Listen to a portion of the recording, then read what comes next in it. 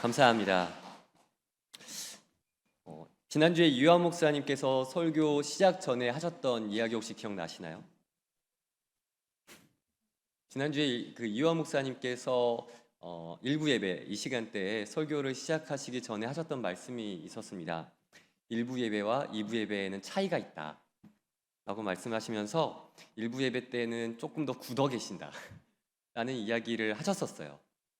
그래서 그런지 오늘은 좀 밝아지셔서 밝은 모습들 많이 보이시는 것 같아서 참 마음 편하게 감사하게 이 자리에 설 수 있는 것 같습니다. 제가 오늘 이 자리에 서기 전에 몇 분한테 똑같은 질문을 받았습니다. 오늘 담임 목사님 설교하시는 거 아니셨냐고. 다음 주에 오십니다. 그래서 오늘만 참아주시고 네, 다음 주에 우리 담임 목사님을 기대하시면서 함께 오늘의 예배에 하나님의 은혜를 사모하시며 또 함께 참여해 주시면 감사하겠습니다. 저는 최근에 그 책을 좀 읽고 있습니다. 평소에도 책을 좀 읽기는 합니다. 그런데 제가 그냥 보통 읽는 눈으로 보는 이런 책보다는 출퇴근을 하면서 차 운전할 때 그냥 멍하니 가는 것보다는 조금 들을 수 있는 그런 내용들을 가지고 책을 읽어보자라고 해서 오디오북이라고 하는 것들을 조금 이렇게 사서 어떻게든 이렇게 구해서 읽고 있습니다. 그래서 제가 그 책을 조금 읽고 있는데요. 그 책 제목이 하나님의 임재 연습이라고 하는 제목을 가진 책입니다. 굉장히 고전이에요. 굉장히 오래된 책인데요. 이 책을 오디오북으로 출퇴근하면서 다 읽었습니다. 사실 이렇게 우리가 눈으로 볼 수 있는 이 책으로도 한 2번 정도 읽었던 책인데요. 그때는 사실 크게 감흥이 없었던 것 같습니다. 그런데 제가 퇴근하면서 이 책을 오디오북으로 귀로 들으면서 다시 한번 책을 쭉 훑어보니까 굉장히 새롭게 저에게 다가오는 많은 내용들이 있었어요. 그러면서 제 안에 어떤 생각이 들었냐면 나는 들어야 되는 사람이구나. 눈으로 봤을 땐 제대로 읽지 않았구나 라는 생각이 들 정도로 정말 많은 내용들을 어쩌면 모든 내용들이 정말 처음 듣는 것 같은 그런 느낌을 받았습니다. 하나님의 임재 연습이라는 책을 쭉 읽어보니까 하나님께서 우리의 삶을 통해서 인도하고 싶으신 것, 그리고 하나님께서 우리의 삶 가운데 함께 찾아오셔서 우리에게 무엇을 말씀하고 싶으신지에 대해서 많은 것들을 깨달을 수 있었습니다. 이 책을 통해서 깨달은 것들에 대해 여러분들과 함께 좀 나누고 싶었고, 그래서 오늘의 말씀을 준비할 수 있었습니다. 오늘 우리가 읽은 이 본문 말씀은 이 책을 통해서 깨달은 그 삶에 대한 해답이 나와 있다고 할 수 있을 것 같습니다. 하나님의 임재 연습을 우리 삶 가운데 적용하라. 하나님께서 우리의 삶에 임재하셨다. 그렇다면 그 임재하심, 하나님께서 우리와 함께 하심의 그 삶에 대해서 우리가 어떻게 살아가야 할지에 대해 고민하고 그 삶에 대해 적용하고 훈련하라 라고 하는 것이 이 책의 주요 내용이었는데요. 그것을 오늘 본문 말씀에서는 이것에 대해서 하나하나 설명해주고 또 답해주고 있다라고 저는 생각을 했습니다. 그것을 우리가 함께 나누면서 오늘 하나님의 말씀을, 하나님의 은혜를 함께 나눌 수 있기를 소망합니다. 그럼 우리는 이 세상을 살아갑니다. 또 많은 것들을 경험하며 살아가고 있습니다. 많은 사람들은 이분법적, 그러니까 사고를 하는 것에 대해서 부담스러워하거나 싫어하기도 합니다. 저는 영적인 부분에서만큼은 이분법적으로 생각하는 것이 옳다라고 생각을 해요. 무슨 얘기냐면요. 세상을 살아가면서 경험되어지는 정말 모든 것들을 판단하는 데는 2가지 생각을 할 수 있다고 생각을 합니다. 육체의 욕심을 따르는 것과 성령의 소욕을 따르는 것, 세상의 즐거움을 따르는 것과 하나님의 영광을 바라보는 것, 전 이 2가지의 것으로 분류할 수 있다고 생각합니다. 이 세상의 모든 것들을요. 꼭 모든 것을 그렇게 판단해야 하느냐라고 질문하신다면 사실 우리의 삶 속에서 꼭 모든 것을 그렇게 판단하여 구별하여 행동할 필요는 없다라고 대답하고 싶습니다. 단순히 우리가 밥을 먹는 것, 이 밥을 먹는 것에 대해서 이것이 하나님을 위한 건지 세상을 위한 건지에 대해 판단하면서 고민하면서 밥을 먹을 필요는 없기 때문이죠. 그러나 영적인 부분을 생각한다면 이 행위가 하나님의 영광을 목적으로 하고 있는 것인지 아니면 세상의 즐거움만을 위한 것인지를 분별할 수는 있을 것 같아요. 그래서 이 두 가지의 것으로 하나님을 위한 것인지 나를 위한 것인지 하나님의 영광을 위한 것인지 세상의 즐거움을 위한 것인지를 분별하여 구별할 수는 있을 것 같다라는 생각을 드는 것 같습니다. 오늘 본문 말씀에서는 이 두 가지에 대해서 이렇게 분류하고 있습니다. 육체의 욕심을 따라 행할 때 이러한 열매들이 맺혀진다라고 얘기를 하는데요. 음행, 더러운 것, 호색, 우상숭배, 주술, 원수 맺는 것, 분쟁, 시기, 분냄, 당짓는 것, 분열, 이단, 투기, 술 취함, 방탕함 같은 것들을 열매 맺는다라고 말하고 있습니다. 그냥 온통 나쁜 것들이죠. 죄를 지을 수 있을 만한 모든 것들을 열매 맺고 있다라고 말하고 있습니다. 그리고 이러한 열매를 맺는 이들은 하나님의 나라를 유업으로 받을 수 없다라고도 말하고 있습니다. 무슨 뜻인가요? 천국에 갈 수 있다 없다? 없다라고 말씀하시는 것입니다. 반대로 성령을 따라 행할 때는 이런 열매를 맺는다라고 말씀하고 있어요. 사랑, 희락, 화평, 오래 참음, 자비, 양선, 충성, 온유, 절제. 이렇게 9가지 열매를 맺는다라고 말씀을 하고 있습니다. 그리고 이 같은 것을 금지할 법이 없느니라 라고 말씀하고 있는데 이 말씀은 이것들에 대해서 법으로 금지할 수 없는 선한 것, 옳은 것, 이 모든 것들이 정말 온전한 것이다 라고 설명을 하고 있는 것입니다. 제 아들의 이름이 온유인데요. 온유한 그 성령의 열매를 맺기를 소망하는 마음으로 이 이름을 지었습니다. 정말 앞으로 많은 기도가 필요할 것 같습니다. 온유한 면이 없지는 않습니다. 그냥 어디서 온유를 찾아와야 되나 고민이 될 때가 많이 있는 것 같습니다.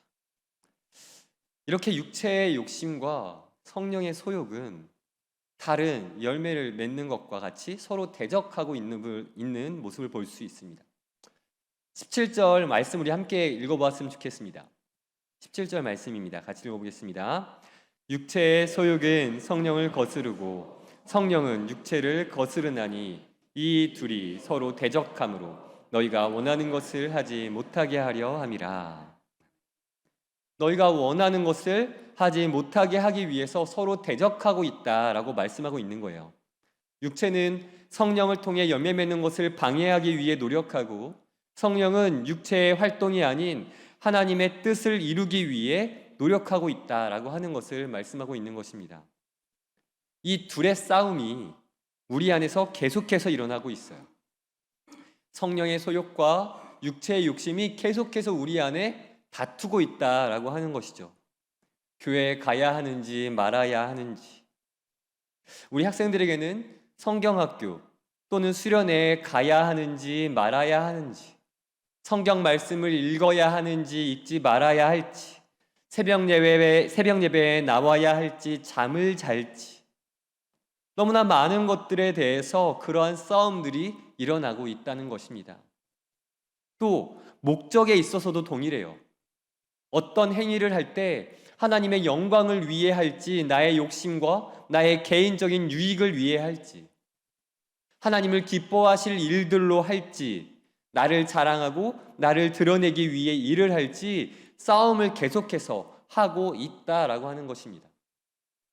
만약 우리 안에 믿음이 있다면, 만약 우리 안에 하나님을 향한 예수 그리스도에 대한 믿음이 있다면 우리 안에서 계속해서 성령의 소욕과 육체의 욕심이 다툴 것이라는 얘기죠. 이것은 너무나 당연한 싸움이라는 것입니다. 여러분, 그런데 이러한 싸움과 삶에 있어서 우리는 어떠한 반응을 보이고 있습니까? 우리 본문 16절에서는 이렇게 답해주고 있습니다. 우리 같이 한번 읽어보겠습니다. 16절입니다. 시작. 내가 이르노니 너희는 성령을 따라 행하라. 그리하면 육체의 욕심을 이루지 아니하리라. 아멘. 여러분, 정답이 나와 있습니다. 무엇이 옳은 것인지를 분명하게 말씀해주고 있죠. 따로 고민할 필요가 있습니까? 사실은 없습니다. 계속해서 싸우지만 고민하고 걱정하고 혹은 그것 때문에 갈등할 필요가 없다는 것입니다. 그냥 말씀대로만 하면 되는 거예요. 그리스도인이라면요. 너무나 간단하죠. 너무나 당연한 일이기 때문입니다. 그런데요, 우리는 갈등합니다. 매 순간 갈등합니다. 이런 선택의 갈림길에 놓여 있다면 누구나 갈등합니다. 고민하고 어려워합니다. 어쩌면 이것이 우리의 부족하고 연약한 모습인 것 같습니다. 저에게도 그러한 순간들이 있었습니다. 또 최근에요. 제게 너무나 좋은 기회가 있었습니다. 어쩌면 제 비전, 제가 어렸을 적부터 가지고 있었던 저의 비전을 이룰 수 있는 기회가 있었습니다.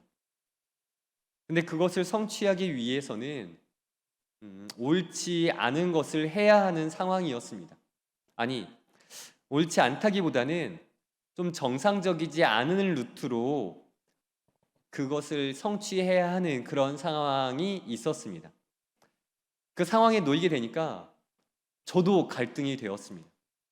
너무나 좋은 기회인데 그것을 놓치기가 싫었어요. 20년 넘게, 거의 25년 넘게 제가 이루고 싶었고 제가 하고 싶었고 제가 너무나 그것을 가지고 싶었던 그 시간이었지만 너무나 어려운 상황에 놓이게 되었던 것이죠. 그런데 그때 저는 놓치고 있는 게 있었습니다. 제가 가진 비전은 하나님이 주신 것이고 또 하나님을 위하여 살기 위해 제 비전이 주어진 것인데 단순히 그것을 성취하고자 옳지 않은 행위를 하려 했던 제 모습을 발견할 수 있었습니다. 그리고 그것에 갈등하며 고민하고 있는 저를 볼 수 있었습니다. 저만 그런 고민을 했었을까요? 많은 분들에게 이러한 고민, 이러한 갈등이 아마 있었을 것 같습니다. 그래서 본문에서는 이것을 권고합니다. 18절 말씀이에요. 같이 한번 읽어보겠습니다. 시작. 너희가 만일 성령의 인도하시는 바가 되면 율법 아래에 있지 아니하리라. 아멘. 계속해서 같은 말씀인데요. 성령의 인도하시는 바를 경험하라 라고 말씀하고 있습니다. 성령께서 나를 인도하시게 하라 라고 하는 거예요. 성령께서 나를 인도하게 하신다는 것은 성령님의 인도하심에 순종한다는 것입니다. 성령의 가장 중요한 역할이 여러분 무엇입니까? 옳은 것을 분별하게 하는 것입니다. 하나님의 뜻을 분별하게 하고 하나님의 말씀대로 사는 것과 하나님의 인도하심대로 선택하는 삶을 살도록 하는 것이 바로 성령의 역할이다라고 할 수 있습니다. 이렇게 살아가야 한다는 것입니다. 성령님은 그 역할을 충실히 하고 있죠. 이미 우리 안에 계셔서 우리를 옳은 길로 이끌고 계십니다. 그런데 문제는 이거예요. 성령께서 인도하시는 길은 결코 쉬운 길이 아니라는 것입니다.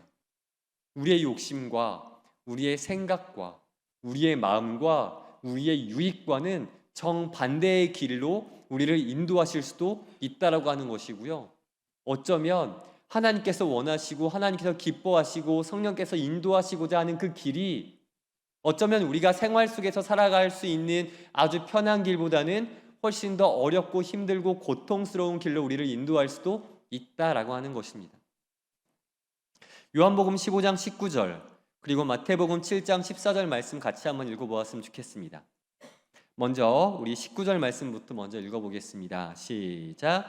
너희가 세상에 속하였으면 세상이 자기의 것을 사랑할 것이나 너희는 세상에 속한 자가 아니요 도리어 내가 너희를 세상에서 택하였기 때문에 세상이 너희를 미워하느니라. 이어서 우리 마태복음 7장 14절 말씀과 같이 읽어보겠습니다. 시작. 생명으로 인도하는 문은 좁고 객끼리 협착하여 찾는 자가 적음이라. 아멘. 세상이 우리를 미워하는 쪽으로 우리를 인도하고 그 길이 좁고 협착하여 걸어가기 참 힘든 길인데, 그렇게 힘들고 어려운 길일 텐데, 어쩌면 돈을 많이 못 벌 수도 있고, 어쩌면 정말 가난한 삶을 살아가야 될 수도 있고, 어쩌면 우리가 우리의 마음적으로 우리가 느낄 수 있는 감정적으로 굉장히 힘든 감정들을 경험하며 살아갈 수도 있게 될 텐데, 여러분, 그럼에도 불구하고 여러분은 그분이 인도하시는 그 길로 걸어가시겠습니까?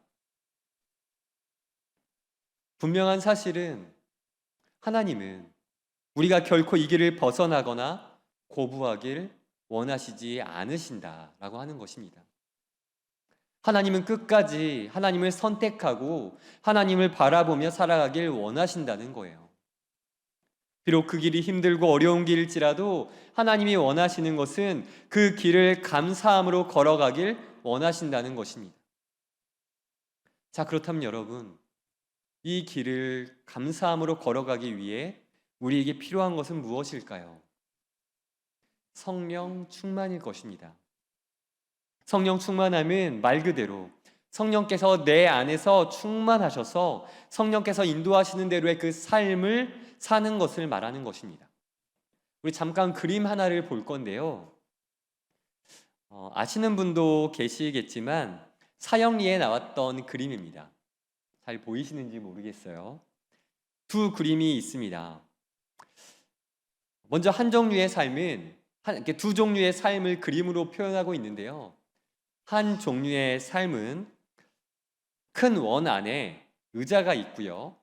우리는 그것을 내 마음의 왕좌다라고 부를 수 있습니다. 자, 보시면 여러분들의 왼쪽에 있는 그림의 모습을 한번 보죠. 큰 원은 내 삶을 이야기하는 것이고요. 의자는 내 마음의 왕좌예요. 그래서 그 마음의 왕좌는 나를 다스리고 나를 움직일 수 있는 내 마음의 왕좌다라고 이야기를 할 수 있습니다. 그러니까 큰 원은 내 마음이고요. 자, 여러분들이 보시는 왼쪽의 그림에서 내 마음의 왕좌에는 누가 앉아 있습니까? 그렇죠? 나 자신이 앉아 있습니다.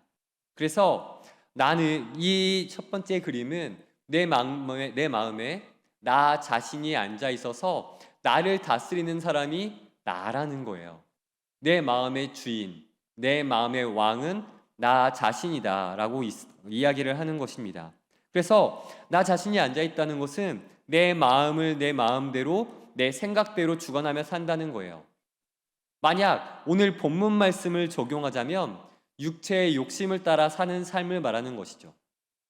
그러자 그러니까 내 마음대로 내 욕심대로 살아가는 그러한 모습을 보이자 내 마음에는 불완전한 나 자신만의 그런 결정들만 가득하기 때문에 자주 좌절과 자주 혼란에 빠지게도 되어지고, 내 주위에 일어나는 수많은 어려움들과 고통과 고민이 나를 흔들고 어렵고 힘들게 만드는 그러한 그림이 여러분들의 왼쪽의 그림이었습니다. 자, 우리 두 번째 그림을 한번 다시 볼까요? 네, 그 그림을 다시 한번 보여주십시오. 두 번째 그림을 보면 조금 다르죠. 내 마음의 왕좌에 누가 앉아 있습니까? 네, 십자가 예수 그리스도께서 앉아 계시고요. 나는 어디에 있습니까?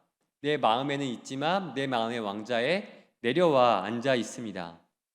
그래서 내가 중심이 아닌 예수 그리스도께서 내 삶의 중심이 되어주시는 삶을 사는 것이죠. 오늘 본문 말씀에 적용하면 성령을 따라 살아가는 그러한 삶을 설명하는 그림입니다. 그래서 이러한 삶을 사는 사람은 하나님의 계획과 일치된 삶을 살아가게 되기 때문에 내 모든 삶을 하나님의 뜻대로 하나님께서 우리를 이끌어 가세요. 그렇다는 것은 내가 아니라 하나님께서 이 삶에 내 삶의 주관자가 되시고 내 삶의 모든 것을 하나님께서 책임져 주신다 라고 하는 것을 뜻하는 것입니다. 하나님께서 이 삶을 책임지시고 주관하시고 역사하셔서 그 삶의 모든 것들을 이끌어 가시며 인도해 가신다는 거예요. 하나님의 선하신 방법과 하나님의 그 선하신 뜻을 이루시기 위해 우리를 인도해 가신다는 것입니다. 성령 충만한 삶을 선택하고 성령 충만한 삶을 살아가기 위해 노력하는 그 모든 자들을, 그러니까 그리스도인다운 삶을 살며 그리스도인다운 모습을 지닌 모든 이들을 하나님께서 그렇게 이끌어 가신다라고 말씀하고 계시는 것입니다.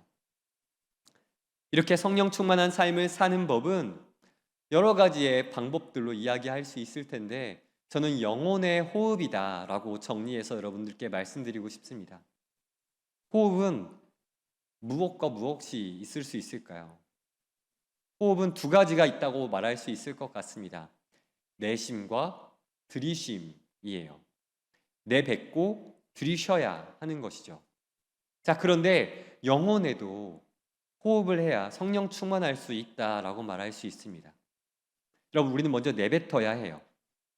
실제 호흡에서 우리는 우리 몸 안에 가지고 있는 우리의 몸에 좋지 않은 이산화탄소 같은 것들을 내뿜습니다. 가지고 있어야 좋지 않기 때문에 우리 육체 안에서 숨을 쉬면서 내뱉는 것이죠. 그래서 내뿜어야 하는 우리 안에 영적인 좋지 않은 것이 있다면 우리도 우리 영혼 안에 좋지 않은 것들을 내뱉어야 합니다. 여러분, 우리 안에 영혼에 가지고 있는 좋지 않은 것들을 내뱉어야 한다면 무엇을 내뱉어야 하겠습니까? 여러분, 우리가 지은 죄들을 내뿜을 수 있어야 합니다. 회개해야 한다라고 하는 것입니다. 그렇게 우리 영혼을 깨끗이 해야 합니다. 여러분, 회개에도 방법이 있을 수 있어요. 회개의 방법이 있다면 저는 동의, 감사, 다짐을 통해서 회개할 수 있다고 생각합니다. 동의는 나 자신이 죄인이고 내가 지은 죄에 대해서 하나님 앞에 인정하는 것을 뜻하는 것입니다. 하나님, 저는 죄인입니다. 하나님, 제가 이러한 죄를 저질렀습니다. 이 죄를 지은 것에 대해서 인정합니다. 동의합니다. 라고 고백하는 것을 말하는 거예요. 한마디로 내 죄를 하나님 앞에 고백하는 것이죠. 두 번째는 감사입니다. 내가 죄를 지었으나 예수 그리스도를 믿음으로 내 죄가 용서받을 수 있음에 감사해야 한다는 것입니다.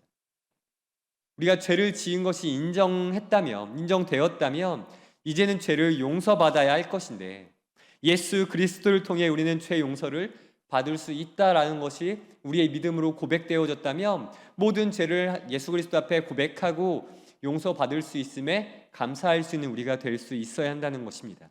이것이 두 번째예요. 자, 마지막 세 번째는 다짐이라는 것입니다. 더 이상 그 죄를 저지르지 않고 다시는 그러한 죄를 저지르지 않겠다라고, 그리고 그 죄를 저지르지 않겠다라고 하는 믿음의 고백을 하나님께 올려드릴 수 있어야 한다는 것입니다.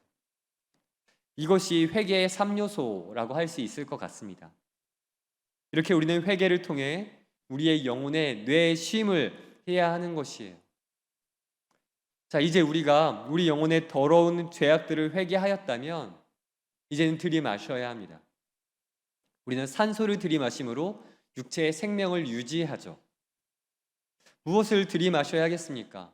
우리의 영혼의 좋은 것들을 위해서 성령 충만함을 들이마셔야 합니다.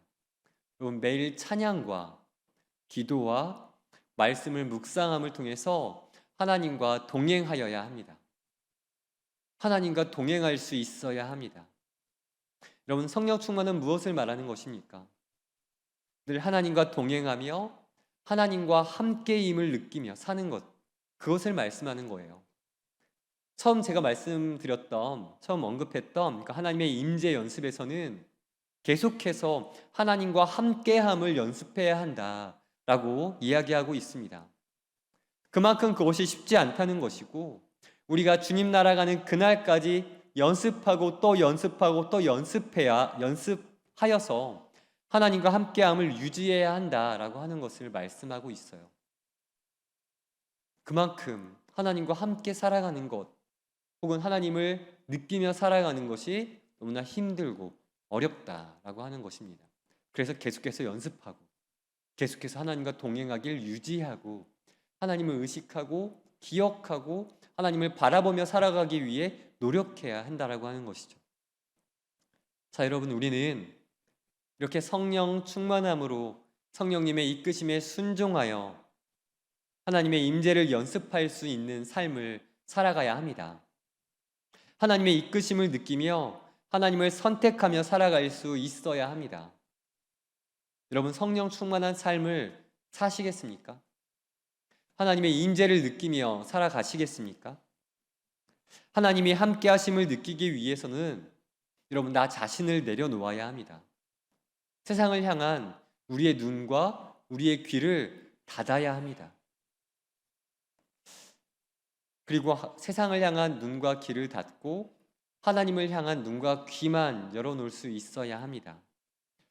여러분, 가시나무라는 노래 여러분 기억하십니까? 요즘 젊은 친구들은 모를 수 있을 텐데요. 옛날 그 시와 촌장이라는 팀, 그리고 하덕규 님을 통해서 알려진 가시나무라는 노래를 조성모라는 가수가 리메이크하면서 더 많은 분들이 알게 되었는데요. 가사가 이렇습니다. 내 속엔 내가 너무도 많아 당신의 쉴 곳 없네. 내 속엔 헛된 바람들로 당신의 편할 곳 없네. 내 속엔 내가 어쩔 수 없는 어둠 당신의 쉴 자리를 뺏고 내 속엔 내가 이길 수 없는 슬픔 무성한 가시나무 숲 같네 라는 가사를 가지고 있어요. 내 마음 안에 내가 가득해서 그분이 계실 곳이 없다라는 거예요. 그분이 누구실까요? 예수님이죠. 우리 안에 우리가 너무 많다는 겁니다. 내가 나 자신을 내려놓고 하나님으로 나 자신을 채울 수 있어야 할 것인데 그러지 못한다는 것입니다. 이 말인즉슨 내가 나로 인해 살아갈수록 성령께서 나를 인도하실 수 없다는 것을 말씀하고 있는 것입니다. 세상의 욕심이, 세상의 즐거움이, 혹 나를 위한 삶, 나를 위한 유익이 하나님의 인도하심을 버리거나 포기하게 만들어 버린다는 것입니다. 세상을 살아가면서 성령 충만한 삶, 하나님의 인도하심을 느끼며 사는 것이 너무나 힘들게 되어버렸습니다.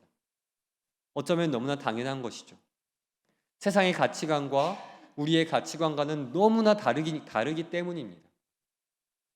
세상은 나를 채우기를 원하고 있습니다. 내가 나의 주인이고 나를 위한 삶을 살기를 가르치고 있습니다. 그러나 그리스도인들은 반대의 삶을 살아가고 있습니다. 하나님을 위해 살아가죠. 나를 위해서가 아니라 하나님을 위해 살아갑니다. 나를 위한 목표가 아니라 하나님을 위한 목표를 향해 달려가고 있습니다. 세상은 오직 나 자신을 띄우고 나 자신의 명예와 나 자신의 재산과 나 자신의 욕심을 채워가라고 이야기합니다. 그렇게 나를 채워가길 원하고 있어요. 하지만 하나님께서 원하시는 것은 무엇입니까? 성령의 충만함으로 성령께서 우리에게 말씀하시는 것은 무엇입니까? 하나님을 목표로, 하나님을 목적으로 하며 살아가라고 하는 것입니다. 이 세상을 살아가면서 여러분, 옳은 것이 무엇인지 분별했다면 옳은 것을 선택하며 살아가야 합니다. 그리고 옳은 것이 무엇인지 분별했다면 그것을 바라보고 그것만을 향하여 살아갈 수 있어야 합니다. 그리고 옳은 것은 우리에게 하나님을 선택하며 결정되었습니다. 하나님과 동행하는 삶, 성령 충만한 삶을 사는 것입니다. 그것이 옳은 것입니다. 그렇게 늘 하나님의 임재를 연습하며 사는 것입니다. 마지막으로 성령 충만한 삶을 삶으로 여러분 우리는 은혜를 누릴 수 있을 것입니다. 여러분 은혜는요 어떤 깨달음이나 감동으로 오는 것이 아닙니다. 말씀을 듣고 내 삶을 통해 열매를 맺음으로 은혜가 경험되는 것입니다. 여러분 은혜 받고 싶으십니까? 은혜를 누리고 싶으십니까? 그렇다면 말씀을 듣고 행함의 열매를 맺으시기 바랍니다. 어떤 깨달음과 감동을 누리는 것만으로도 은혜라 말할 수 있겠죠. 저희가 설교하는 그 내용을 듣고 아, 이거구나 라는 그런 깨달음 또는 어떤 감동적인 연설을 통해서 설교를 통해서 내가 은혜 받았다라고 이야기할 수 있겠죠. 그러나 여러분, 온전한 은혜는 하나님과 동행하는 삶을 통해서, 하나님과 함께하는 삶을 통해서, 하나님을 의식하는 삶을 통해서, 하나님의 임재를 느끼는 삶을 통해서 그 성령의 열매를 맺음으로 얻을 수 있게 되어진다는 것을 여러분 기억하시기 바랍니다. 하나님의 임재하심이 느껴질 때 성령의 충만함을 누리게 되어지고 하나님과 동행하는 삶을 통해서 하나님의 은혜가 깊이 경험되며 우리의 삶이 변화되어질 것입니다. 그렇게 성령 충만한 삶을 살게 되어질 때에야 하나님께서는 우리의 마음을 이끌어 가시고 하나님의 놀라우신 은혜와 사랑과 축복을 경험할 수 있게 될 것입니다. 여러분들, 성령 충만한 성도, 믿음으로 강건한 성도, 하나님과 동행하며 하나님을 선택하는 그러한 삶을 사는 모든 성도님들 되시길 간절히 소망합니다. 기도하겠습니다. 사랑하는 하나님, 우리의 삶 가운데 찾아오셔서 세상을 분별하게 하시고 하나님을 향하게 하시고 마음을 새롭게 함으로 변화를 받아 하나님의 선하시고 기뻐하시고 온전하신 뜻을 분별할 수 있게 하시니 감사드립니다. 주님, 우리가 믿음의 삶을 살게 하시고 때로 넘어지거나 쓰러지더라도 온전한 하나님의 말씀을 기억하고 붙들며 살아갈 수 있도록 인도하여 주시옵소서. 우리의 마음을 이끄셔서 세상의 가치관에 얽매이지 않게 하시고 선한 목자 되신 주님의 인도를 구하면서 더욱 주님을 선택하고 더욱 주님을 바라보며 나아갈 수 있도록 인도하여 주시옵소서. 늘 풍성한 삶으로 인도하시는 하나님께 감사드리며 살아계신 예수님의 이름으로 기도드렸습니다. 아멘.